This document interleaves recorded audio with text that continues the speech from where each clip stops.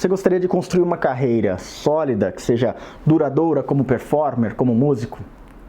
Nesse vídeo aqui, eu vou te falar sobre 12 conselhos que um autor muito interessante, na verdade um trompetista, pedagogo, solista, um cara incrível que se chama Theo Charlier, deixou escrito no seu livro, no seu método de trompete, que são 36 estudos transcendentais para trompete.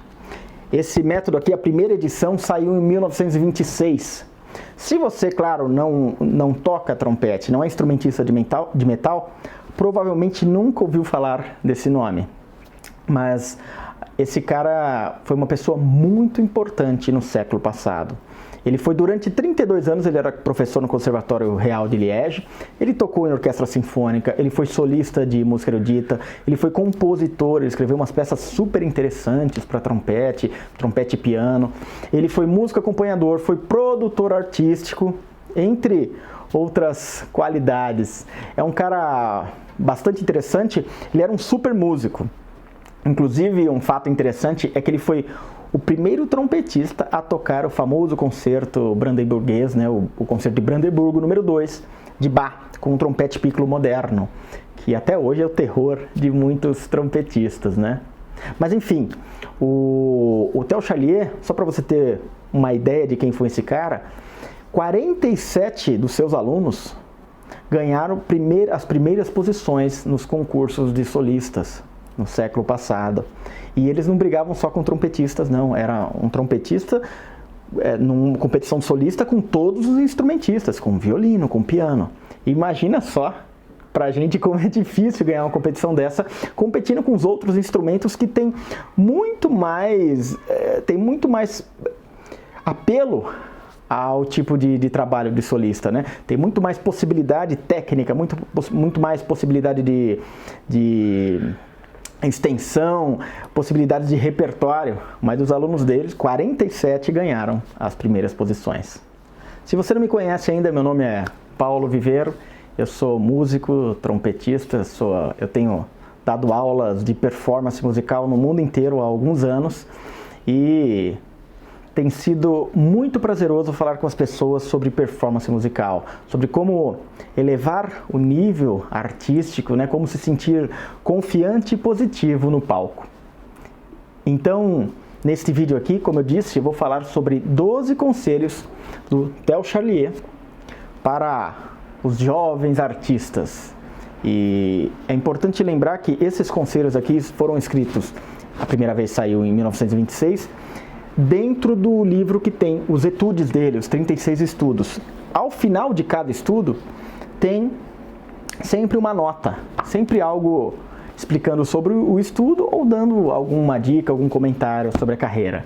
É muito interessante, as dicas são muito interessantes e fazem parte do universo das pessoas que desejam tocar em grupo sinfônico, pode ser uma orquestra, uma banda, o que seja, mas que querem tocar em grupo e viver disso durante alguns anos. A primeira coisa pode parecer a mais simples do mundo, algo banal, mas ele diz: em uma orquestra esteja atento e não fale enquanto uma peça estiver sendo tocada. Exceto, claro, quando for absolutamente necessário. Parece besta, né? Ou seja, se você estiver tocando numa orquestra sinfônica, numa banda, um grupo, você só fala quando for absolutamente necessário. Eu comecei a tocar em orquestra, para você ter uma ideia, eu tinha 10 anos, 9 anos, eu entrei na orquestra Filarmônica Infanto Juvenil de São Paulo. Ainda tem hoje, se chama OFIG, né? Orquestra Filarmônica Infanto Juvenil de São Paulo. E naquela época, eu lembro que eu era uma pessoa muito tímida, eu ficava quietinho e tocava o que mandava, a hora que começava, eu ficava quieto. E dentro de uma orquestra é interessante, isso é visto com bons olhos, é importante que você seja muito positivo, mas o silêncio é importante, que às vezes o maestro quer passar um trecho só com as cordas e os metais ficam conversando ou alguém. Não, é importante fazer silêncio enquanto está sendo passado ou quando está sendo tocada uma peça.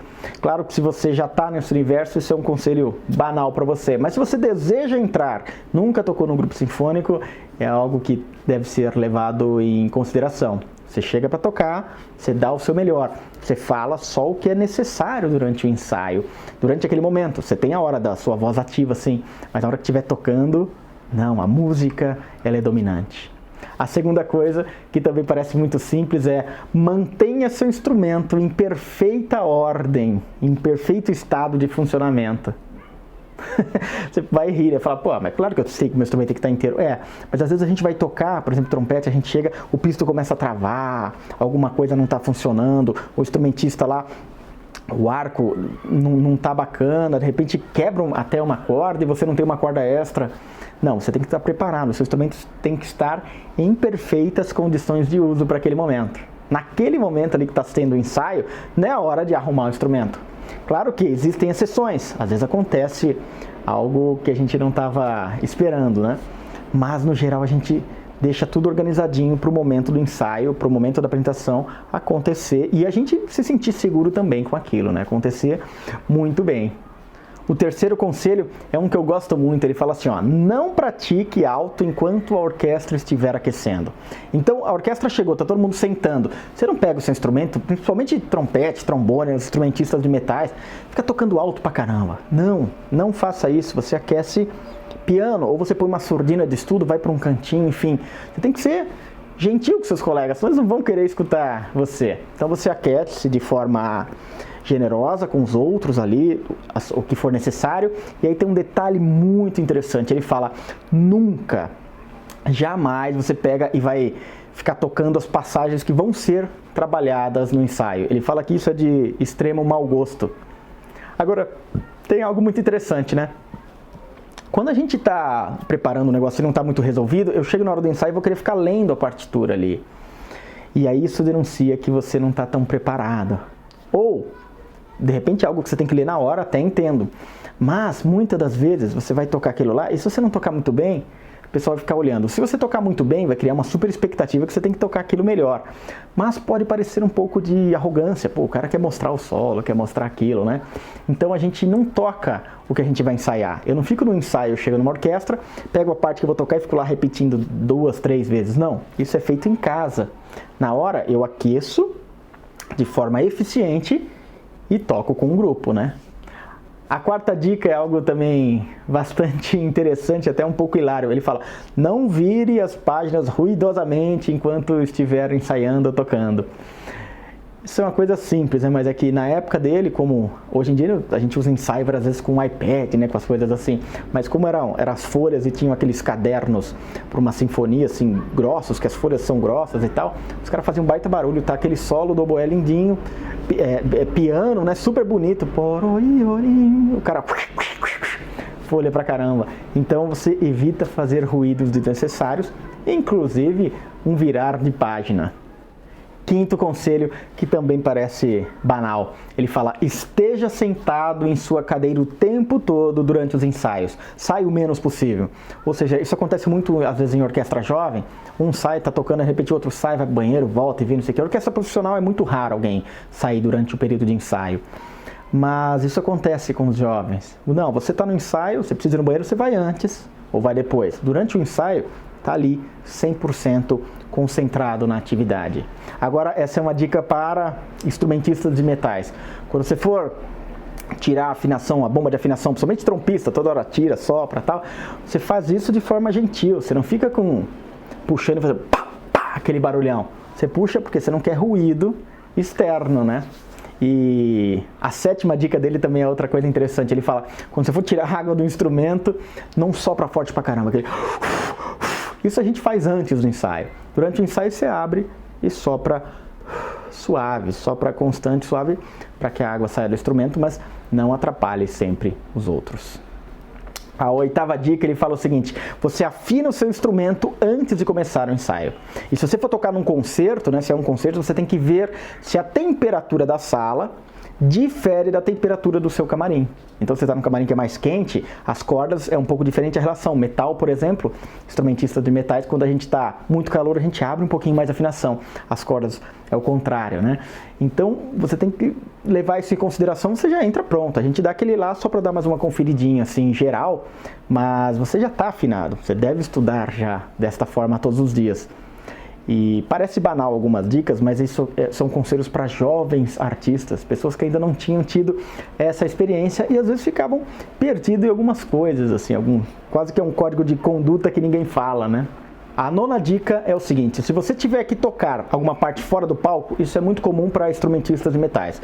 Às vezes a gente está tocando aqui, principalmente quando é orquestra sinfônica grande, e tem um solo off-stage, fora do palco, eu vou lá para trás e vou tocar alguma coisa. Você tem que lembrar que fora do palco, a sua afinação é diferente, provavelmente vai cair e tudo vai soar um pouco mais piano. Então, dependendo do que for, você vai ter que soprar um pouquinho mais ou vai tocar igual para que soe piano lá na sala e você sobe um pouquinho a afinação, tá? Então você está tocando Pinheiro de Roma, tem aquele solo lindo. A hora que você sai, você sobe um pouquinho a afinação e toca ele mezzo forte, tranquilamente, que ele vai soar menor na sala. Não tenha medo, não fica segurando não. A 10ª dica, essa é uma coisa simples também.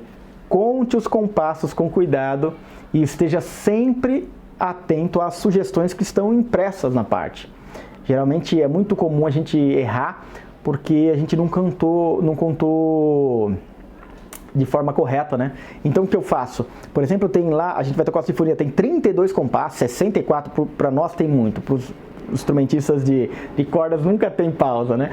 Mas a gente, às vezes, instrumentista de metal tem lá períodos grandes de contagem, em vez de eu ficar 32 compassos, eu vejo se são 2 e 16 ou são ciclos de 8, né? De repente são 4 ciclos de 8. Eu vou entendendo como é que é a música e eu desmembro esses compassos e deixo colocado, e deixo marcado. Então eu coloco assim, eles estão fazendo o tema A, B, aí eu ponho, compasso 15 entra uma trompa. Compasso, eu vou escrevendo referências, sugestões da minha parte que me ajudam a tocar melhor, é claro. E por fim, ele fala a 12ª dica, o 12º conselho é: esteja preparado para diminuir ou aumentar o volume como a parte de uma equipe. Ou seja, está escrito 2 Fs na sua parte? Muito bem, significa, né, que você vai ter que tocar fortíssimo. Mas qual que é o volume do grupo? Você não deve sobressair a orquestra, você deve tocar junto com um grupo, né? E tem 3 Fs, tudo bem. Qual que é o compositor e qual que é a formação? Um 3 Fs, um fortíssimo, numa orquestra sinfônica é diferente de uma orquestra de câmara, é diferente de você tocar um forte de Mahler e tocar um forte em Beethoven. Então você entende que as dinâmicas são relativas e depende a forma de tocar, depende do grupo. Você está junto com o grupo, quando precisa subir e quando precisa descer.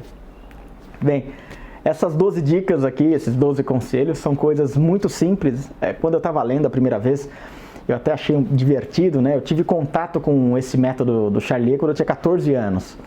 E eu lembro que a primeira vez que eu olhei aquilo, eu sempre chegava na orquestra antes e ficava lendo as partes. Nessa época eu estava tocando na Jazzinha, que é uma orquestra aqui que tem jovem em São Paulo, que é a Orquestra Jovem Tom Jobim.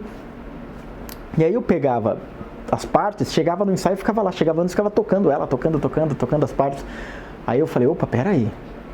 É muito mais eficiente eu pegar essas partes, levar para casa, estudar de verdade, chegar na hora, fazer um aquecimento e pronto.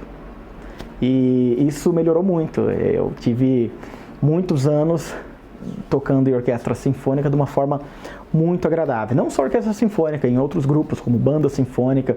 Depois dessa jazzinha, eu fui para a orquestra de câmara da USP, a UCAM. Depois para a banda sinfônica de Cubatão, para a orquestra sinfônica de Santos. Cachês em dezenas de orquestras aqui no Brasil. E tive a oportunidade de também tocar em uma série de grupos fora do país. E todos seguindo a mesma dica, deu certo, assim. Você chega para tocar, você está preparado, você conversa com as pessoas, você é receptivo. Na hora que vai tocar, vou tocar, é silêncio. Aí acabou o trabalho, agradece a todos. Você está como parte de uma equipe, né? Isso é importante, a gente ter consciência disso.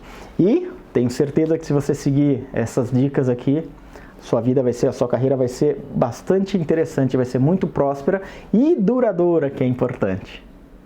Se você assistiu até aqui, eu agradeço que você tenha visto todo o vídeo. Eu espero que...